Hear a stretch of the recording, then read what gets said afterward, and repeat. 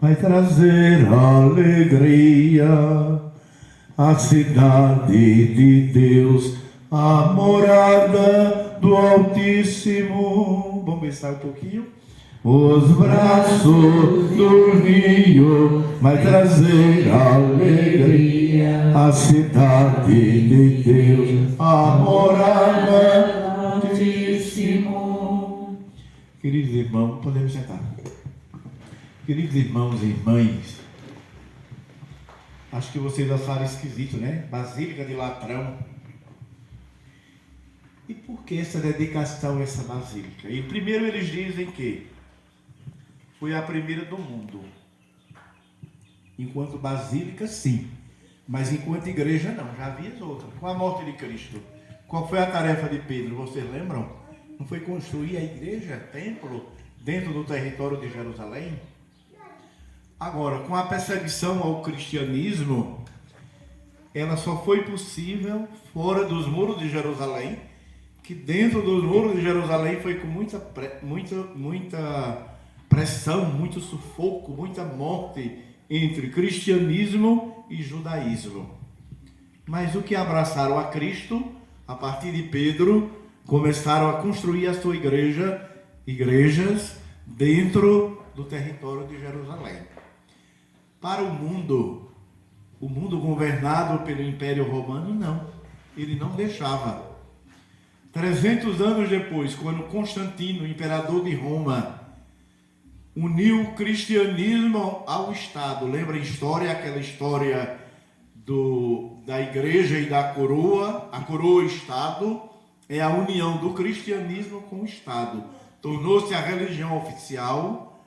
Aí foi Constantino construiu a maior igreja do mundo, e dedicou a São João de Latrão, que era o nome do santo. Então, por isso ela foi construída em Roma e foi a primeira basílica, igreja grande, construída no mundo, já sobre a união da igreja com o Estado. Por isso que tornou-se a Basílica do Papa, não é a Capela Cristina, é a Basílica de São João de Latrão. Latrão é o nome do santo. Eles abreviam e botam Basílica do Latrão. Então, vocês viram na primeira leitura do livro de Ezequiel, Ezequiel dizia: homem, fez-me voltar até a entrada do templo. Porque lá em Jerusalém, vocês lembram a história do templo? O templo que Jesus expulsa os vendedores deles hoje. Naquela época, minha gente, não existia várias matrizes como em Caruaru. Matriz São Francisco, matriz Catedral, não. Era uma só. O templo de Jerusalém para a grande capital, que eles diziam a cidade santa, que era a própria Jerusalém. Eles tinham dois orgulhos judeus, antes de Cristo e com Cristo. Era de Jerusalém, que eles diziam a cidade santa, e do templo, que eu vejo uma igreja que levou 46 anos para ficar pronta. Era uma igreja muito grande. Isso com a mão de obra escrava. Não era com 2, 3 pedreiros, não. Era com 300, 400, 500 homens e mulheres e crianças trabalhando de domingo a domingo, dia e noite, revezando. Porque eram os escravos das invasões da cidade. E aí era um templo muito bonito. E os judeus se orgulhavam daquele templo. Todo judeu, não existia carro não, mas veja, todo judeu na Páscoa arrastava do fim do território do Estado para o templo de Jerusalém para celebrar a Páscoa. Por isso que o profeta Ezequiel, na primeira leitura de hoje, está dizendo: todos se dirigem ao templo.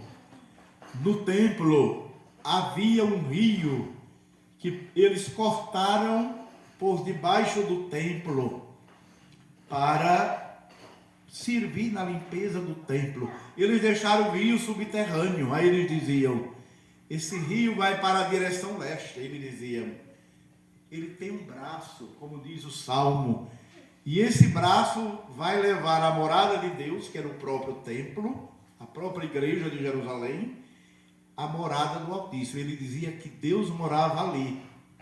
E ela era um braço que levava à cidade santa. É como que o templo fosse o resumo da cidade santa. Você estando ali, você estava com Deus.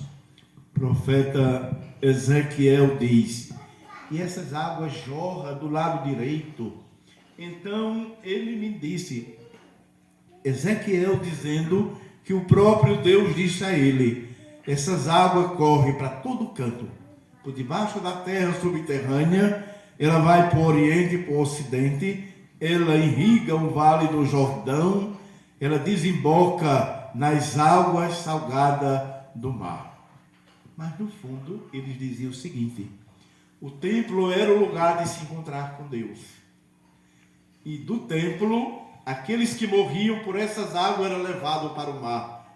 Não que fosse, era uma comparação para dizer, o mar era como que fosse o céu. Todos chegariam a Deus pelas águas do braço deste rio.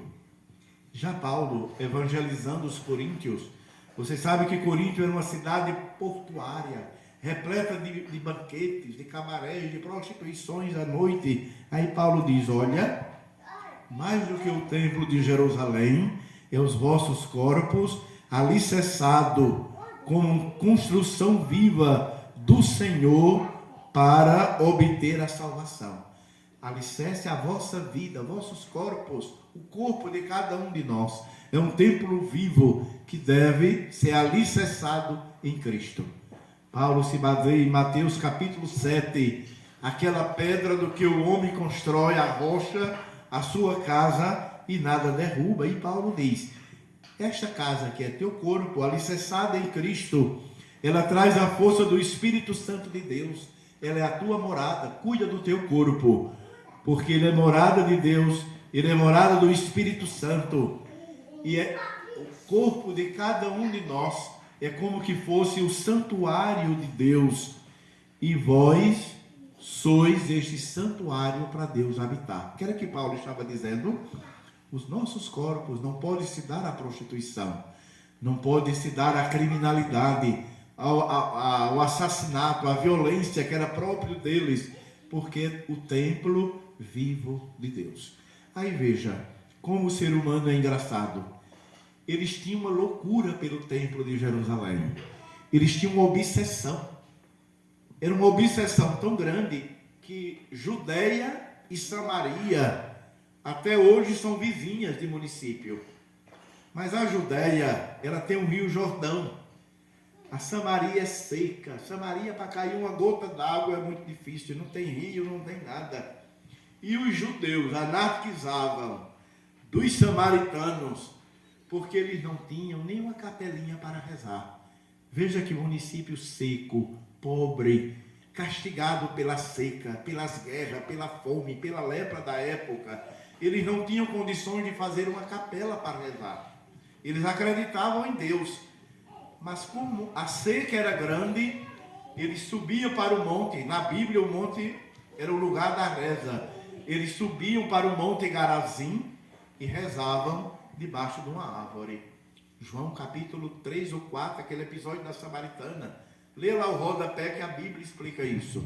Então, os judeus ficavam anarquizando dos samaritanos, dizendo, eles não têm um templo bonito como a gente. Eles não têm um templo majestoso. Logo, essa fé deles são falsa. Essa reza deles parece que não vale, que Deus não sagrada. Então, como eles desvalorizavam a fé do samaritano, aí era uma briga, era uma intriga ferrenha. Lembra daquela passagem bíblica que Jesus vai pedir água à samaritana e ela fica zangada, brava com ele. E ela pergunta a ele, porque eles diziam, os verdadeiros adoradores somos nós, que temos esse templo bonito e majestoso. E era tão sério isso, era uma briga tão grande, que quando Jesus bate a conversa com ela, ela pergunta a ele.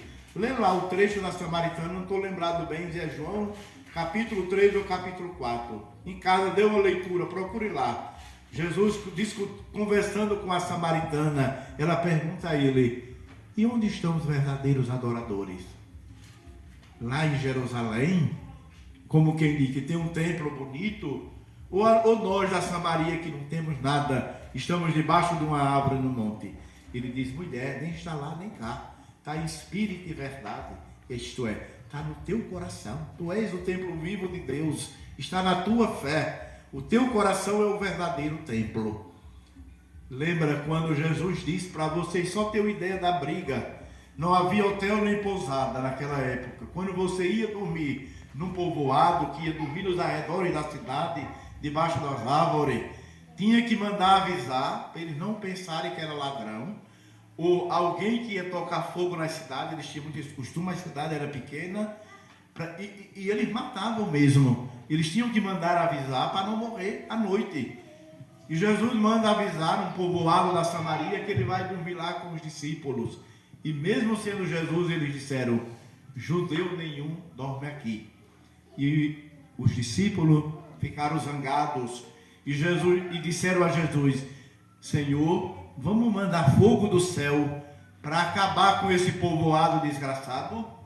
Foi na violência, o ódio, a raiva, a vingança. E Jesus disse: não, vamos adiante. Jesus ensina aos discípulos uma missão de paz, um reino de amor e de paz. Vamos adiante, mais na frente outros nos receberão e nós dormiremos em paz. Então, o evangelho de hoje, eles tinham essa admiração, esse orgulho, essa vaidade extrema, porque tinha aquele templo tão grande, tão bonito, coluna de mármores legítima, pedras preciosas do mundo inteiro. Eles ganhavam muita riqueza dos grandes, dos ricos de Israel, barra de ouro, barra de prata, bronze, joias, muita riqueza. E aí, em vez do templo servir do lugar da fé, servia do lugar da desunião e da discórdia, como os samaritanos. Havia um problema. Na festa da Páscoa, dentro do templo, naqueles 3 dias da festa da Páscoa, era próximo à festa da Páscoa, esse evangelho de hoje, eles matavam em torno de 18 mil cordeiros. Quer dizer, o templo tinha um espaço que era um matadouro, outro espaço que era a feira de passarinho, pombas, outro de escambista de jogo, outro espaço de vender as carnes, outro de vender farinha. Eles tinham o templo como tão sagrado, a casa de oração do povo, rezar, refontizar a sua fé em Deus. Eles tinham tanto orgulho daquele templo tão belo e tão bonito, e eles mesmos profanaram o templo, tornando o mercado um açougue, um matadouro, uma feira livre. Eles transformaram o templo em tudo. E lá no cantinho o santuário, e lá no cantinho o lugar de fazer as celebrações. Um dia Jesus ficou zangado com aquilo, fez um chicote, e meteu o chicote em todo mundo e mandou tirar tudo dali, dizendo: o zelo, lembrando aquela passagem bíblica do Antigo Testamento, o zelo pela casa do meu Pai me devora. Veja, a casa do Pai na terra, a casa do Pai na comunidade da gente, a casa do Pai onde os seus filhos se reúnem para rezar, para refazer a fé, a comunhão e a intimidade com o Pai. Aí os judeus foram tomar satisfação com Jesus. Vocês observam que nos conflitos entre Jesus e os judeus, eles estavam sempre pedindo um sinal do céu para Jesus demonstrar que tinha autoridade para isso, que era o Filho de Deus. Aí Jesus disse, ele era o maior sinal. Disse, sabe qual é o maior sinal? Eu destruo esse templo, eu boto esse templo abaixo, e em 3 dias eu construirei. Em 3 dias. Aí eles começaram a dizer, ele está louco. Primeiro ele mete o pau no povo, expulsa todo mundo do templo. Um templo que levou 46 anos para ser construído, dia e noite, sábado e domingo sem cessar. E ele constrói em 3 dias. Este homem está louco. Vocês viram a primeira leitura? A segunda leitura foi que Paulo disse, nós somos, a nossa vida, o nosso corpo, é o templo vivo do Senhor. Deus habita em nós. O templo de pedra é a casa da oração da comunidade, do povo. Por isso, zelar por ele, cuidar dele, para oferecer a Deus um templo puro, puro no corpo e puro na igreja. E não profanar como eles faziam em feira, em mercado, em açougue e matadouro. Aí, eles achavam que Jesus estava ficando variado das ideias e deixaram para lá. Nem os discípulos entenderam. Vocês viram o que Jesus disse? Nem os discípulos entenderam. Quando Jesus morre e ressuscita em 3 dias, é que eles lembram que ele não estava falando do templo de Jerusalém, do templo de pedra. Ele estava agora, o templo era o próprio corpo do Filho de Deus, que eles iam destruir pela morte, pelo sofrimento e pela cruz, mas em 3 dias ele estaria vivo de novo, ressuscitado pelas mãos do Pai. E nosso corpo, como templo do Espírito Santo, ressuscitará com ele em 3 dias para a vida eterna, para a vida plena. Mas há uma outra questão. Eles achavam, eles não sabiam muito como dizer na época, mas eles achavam assim: neste templo todos terão a salvação. É como um rio que corre aqui de baixo, que levará para o mar e do mar para a cidade do Altíssimo.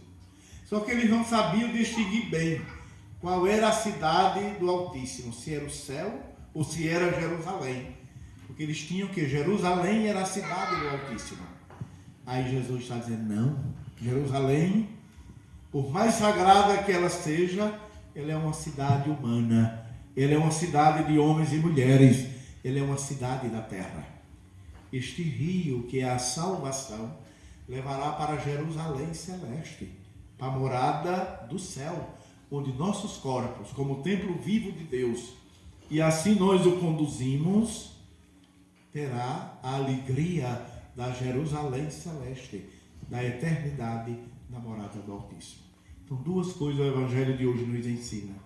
Primeiro, cuidar da casa de Deus na terra. Cuidar com carinho, torná-la bela, bonita, porque ela é o lugar da comunidade refazer a sua reza, a sua oração com o Pai, rezar juntos.